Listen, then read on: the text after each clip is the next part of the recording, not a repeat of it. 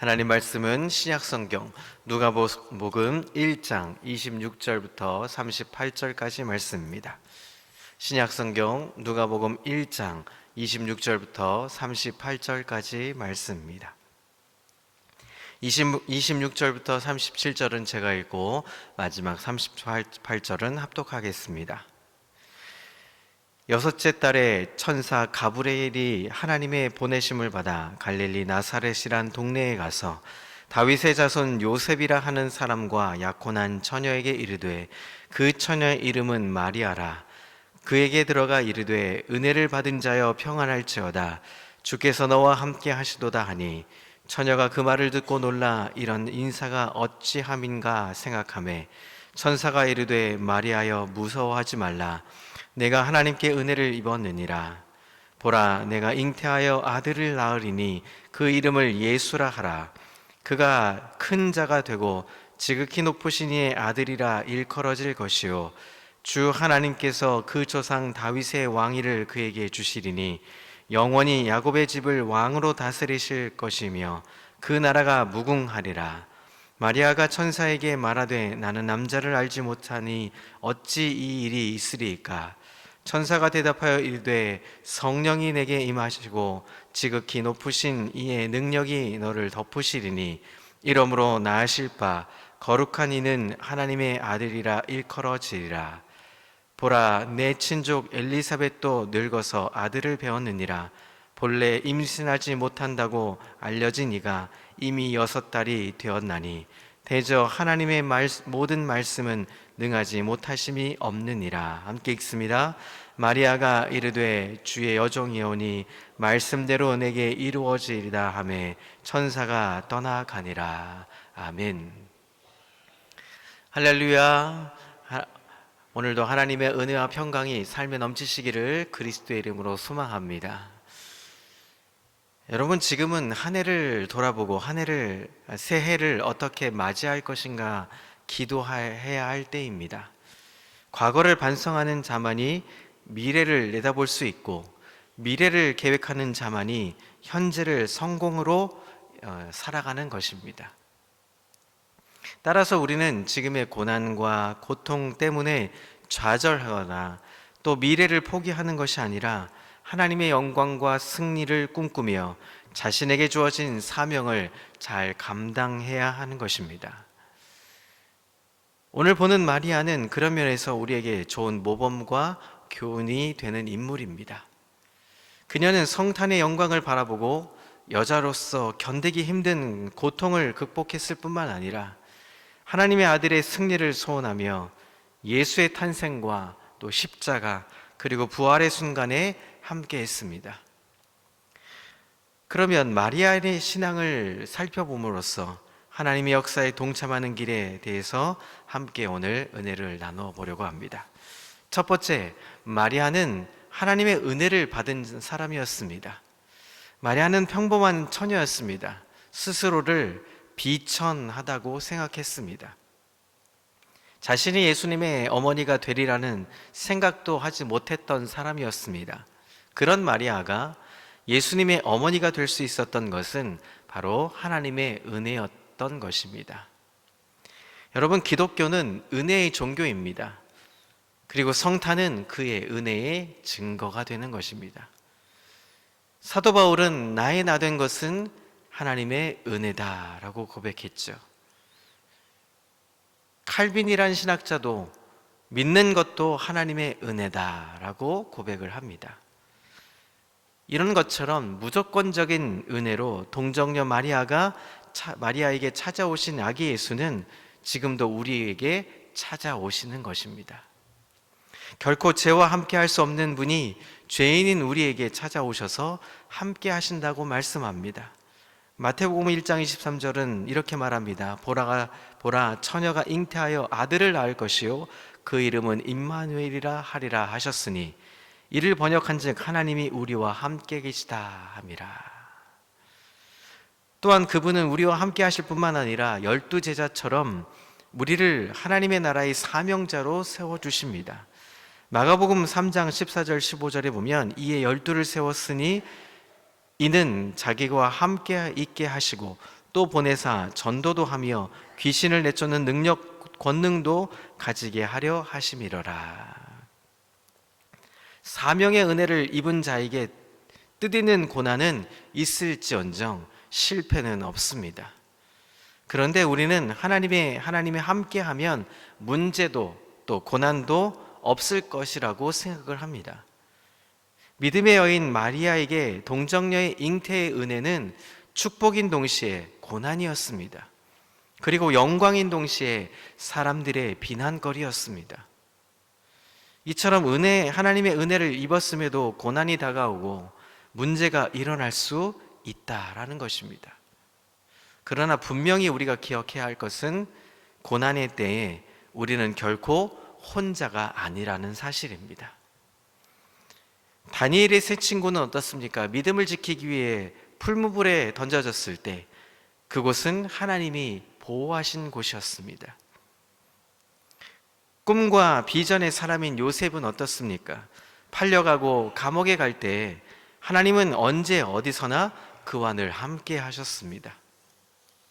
게다가 제자들이 두려워 떨면서 엠마오로 내려갈 때 예수님은 함께 동행하셨습니다. 이처럼 참된 은혜는 눈에 보이는 잠깐의 고난, 잠깐의 세상의 성공이 아닙니다. 영원히 하나님과 함께 하는 것입니다. 사랑하는 성도 여러분, 오늘도 아기 예수 탄생을 기뻐하면서 지금도 살아계신 하나님을 우리가 믿고 의지하면서 하나님과 함께하는 동행함을 맛볼 수 있는 삶의 여정이 되시기를 그리스도의 이름으로 소망합니다. 둘째로 마리아의 신앙은 말씀을 구체적으로 체험하는 신앙이었습니다. 이 시대의 위기와 불행은 성도들이 말씀을 읽고 듣는 것으로 만족한다는 것입니다. 그런데 참된 신앙은 어떤 것이냐? 좋은 이야기를 듣고 귀를 즐겁게 하는 것이 아니라 읽고 듣고 본 말씀을 어떻게 합니까? 그 믿음으로 구체적으로 체험하는 것입니다. 그런 면에서 똑같이 천사 가브리엘의 예언을 듣고도 전혀 다른 반응을 보였던 사가랴와 이 마리아는 좋은 대조를 이루는 것입니다. 자, 먼저 앞에 보면 사가랴는 제사장이었으면서도 하나님의 말씀을 믿지 않았습니다. 천사는 세례 요한의 탄생을 전했지만 사가랴는 나이가 많다는 환경을 바라보므로 그 말씀을 믿지 않았습니다. 제사장으로서 사가랴는 수없이 아브라함이 하나님의 은혜로 이삭을 100세에 낳았다는 것을 듣고 가르쳤음에도 불구하고 정작 자신이 동일한 환경에 처했을 때 하나님의 말씀을 믿지 않았습니다. 이것이 오늘날 성도라는 이름 하에 살아가는 우리의 모습은 아닐까요? 즉 말씀을 듣지만 믿지 않는다는 것입니다. 하나님의 기적과 축복을 부어주려고 해도 환경을 바라보며 믿지 않습니다. 그러나 하나님의 약속의 말씀을 믿고 구한 것은 반드시 이루어주는 줄을 믿습니다.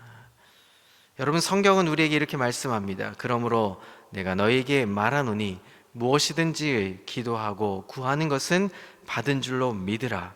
그리하면 너희에게 그대로 되리라. 하나님이 이렇게 말씀하십니다. 반면에 마리아는 어떻습니까? 사가랴에게 주신 그 말씀, 동일한 예언의 말씀, 그 말씀에 사가랴와는 달리 하나님의 말씀을 믿고 이루어지는 소망을 향하여 달려갔습니다. 여러분 38절을 보시죠. 마리아가 이르되 주여 여종이 오니 말씀대로 내게 이루어지이다. 마리아는 동정녀 탄생을 믿었을 뿐만 아니라 죽음을 불사하고 말씀을 이루어지기를 소원했습니다. 그 증거로 마리아는 예수님에 관한 말이나 예수님의 말씀을 주의 깊게 마음에 담아 두었습니다. 이처럼 마리아가 말씀을 마음에 새긴 것은 앞으로 성취될 것을 바라보았기 때문입니다. 그 결과 어떻습니까? 마리아는 성경 인물 중에서 유일하게 아기 예수 탄생부터 십자가, 또 부활, 그리고 오순절 성령 세례를 모두 체험할 수 있었던 여인이었습니다. 이와 같이 말씀을 믿고 소망하는 자는 그 마음과 삶 속에 항상 말씀이 있다는 사실입니다. 그러면 오늘날 나에게 아기 예수의 탄생과 그 말씀은 어떤 상관이 있을까요? 연관성이 없어 보이는 것 같지만 구체적으로 내 삶에 체험하는 삶으로 살아가고 있는지를 점검하라고 매년 크리스마스 성탄절을 우리에게 주시는 것입니다. 아기 예수 탄생으로 우리를 구원해 주실 메시아가 진정으로 탄생하셨다는 것을 우리가 믿음으로 고백하는 것입니다. 그리고 그 고백 가운데 살아계신 하나님의 말씀이 지금도 역사하신다는 것을 우리가 증인으로 살아가는 것입니다. 오늘도 아기 예수 탄생하심을 기뻐하며 오늘 세상 앞에 그 기쁨을 전할 수 있는 아름다운 사명자가 되시기를 그리스도의 이름으로 소망합니다. 세 번째로 마리아의 신앙은 하나님을 찬양하는 신앙이었습니다. 마리아는 말씀을 듣자 가장 먼저 행한 일은 하나님을 찬양했던 것입니다. 이 모습을 보면서 우리는 마리아가 하나님을 찬양하는 것은 지극히 당연하며 만약 내게도 천사가 나타나 하나님의 뜻을 전하면 찬송할 수 있는 우리에게 자신감이 있어야 하는 것입니다. 그렇다면 우리는 과연 하나님의 뜻인 전도와 봉사 그리고 헌금과 11조를 내면서 여러분 감사하며 찬양하고 계십니까? 우리가 하나님 앞에 헌신하고 하나님이 하라고 하신 그 명령에 우리가 순종하고 반응하고 있을 때 우리는 불평과 불만이 아니라 감사와 은혜로 지금 찬송의 고백을 드리고 있는가 하는 것입니다. 우리는 하나님이 우리를 택하시고 사용해 주시는 것에 마땅히 감사하고 찬양해야 할 것입니다. 인간적으로 보면 마리아의 삶은 결코 하나님께 감사할 만한 조건은 되지 못했습니다. 여러분, 생명을 위협하는 동정녀 잉태의 사건입니다. 여러분, 남자와 결혼하지도 않은 상태였습니다. 지금도 사실은 혼전 순결을 우리가 지켜야 하지만 지키지 않은 것 때문에 우리가 손가락질을 당하는 일들이 많지 않습니까? 당시에는 더 심각한 사건이었습니다. 처녀가 잉태하는 사건은 돌팔매질을 당할 사건이었습니다. 그냥 나가서 죽으라고 그냥 이 사람들의 매질을 당할 수밖에 없는 그런 힘든 시간을 보내야만 했던 여인이었습니다. 마구간에서 첫 아이 출산이 웬 말입니까? 가난한 목수 남편과 일찍이 과부가 되었습니다. 아들이 자기보다 먼저 죽음을 맞이합니다. 요한에게 의탁한 노후는 인간적으로 보면 고난과 슬픔의 연속이었을 겁니다. 그럼에도 불구하고 마리아는 하나님이 자신을 만세의 복 있는 자로 세우셨다고 찬송의 고백을 드립니다. 1장 48절 우리가 뒤에 봐야 되겠지만 우리 1장 48절을 보면 그 여종의 비천함을 돌보셨습니다. 보라 이제 후로는 만세의 나를 복이 있다 일컬으리로다 라고 말씀합니다. 이처럼 죽을 수밖에 없는 죄인이 의인이 된 것이고 진정한 하나님 나라의 축복은 하나님으로부터 쓰임받는다 하는 것에 우리가 역점을 두어야 하는 것입니다. 이제 우리는 인간의 모든 생각과 가치관을 뒤엎는 성탄의 은혜를 이제 맞이하며 찬양해야 할 시간입니다.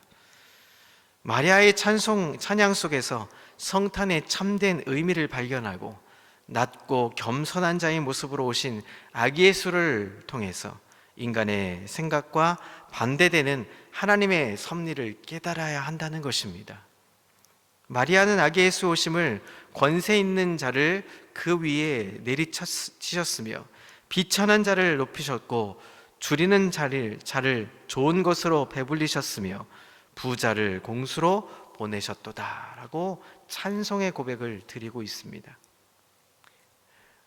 사랑하는 성도 여러분, 우리가 어떤 상황에도 낙심되거나 좌절되지 않는 이유가 바로 이것입니다. 우리 안에 예수님이 오시면, 아니 예수님이 계시면 우리의 신분과 사명 그리고 미래가 완전히 뒤바뀌어지는 것입니다. 세상 사람들은 지금도 나가서 외쳐 부릅니다. 무엇을 바꾸라고. 무엇을 바꾸라고 자꾸 외칩니다.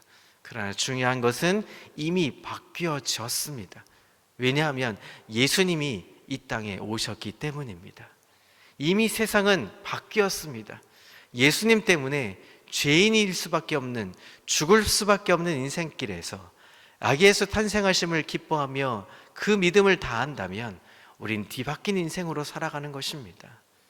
그 뒤바뀐 인생으로 살아갔는데 자꾸 그것을 우리는 바꾸라고만 생각합니다.